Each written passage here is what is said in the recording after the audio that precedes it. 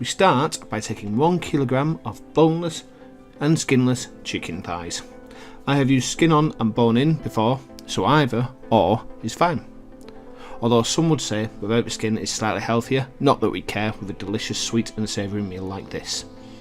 To the chicken, we add 4 to 5 bay leaves, 80 millilitres each of light soy sauce and rice wine vinegar, 4 cloves of minced or finely chopped garlic, and a generous pinch of MSG, which as Uncle Roger would say, king of flavour. We let this marinade for anything from 2 to 12 hours, or 24 if you're feeling brave. The next day is the simplest part.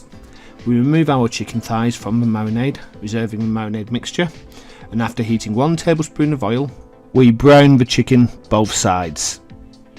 Once browned, we remove the chicken thighs from the pan and then add 1 diced onion and 3 more cloves of minced garlic. We slowly cook this, ensuring they soak up all those fat and juices from the chicken. If you notice a bit of browning on the base of the pan, don't be worried, add a drop of water and stir.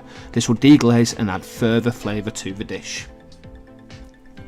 Once the onions and garlic are cooked through, we add 1 tablespoon of whole black peppercorns and 2 to 3, depending on how sweet you like it, tablespoons of dark brown sugar.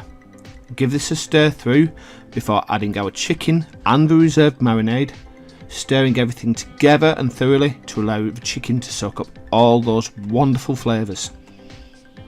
We then coat our chicken in around 400 ml of water, 60 ml of dark soy sauce, and simmer for 25 minutes.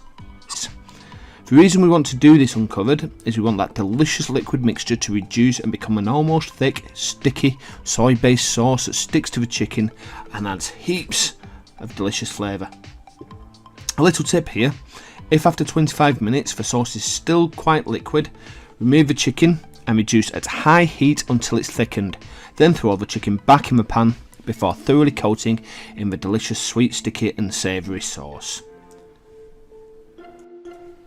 Remove from the pan and serve with a bowl of boiled rice. To note, the rice was rinsed thoroughly before being cooked, 1 cup of rice to 1.25 cups of water.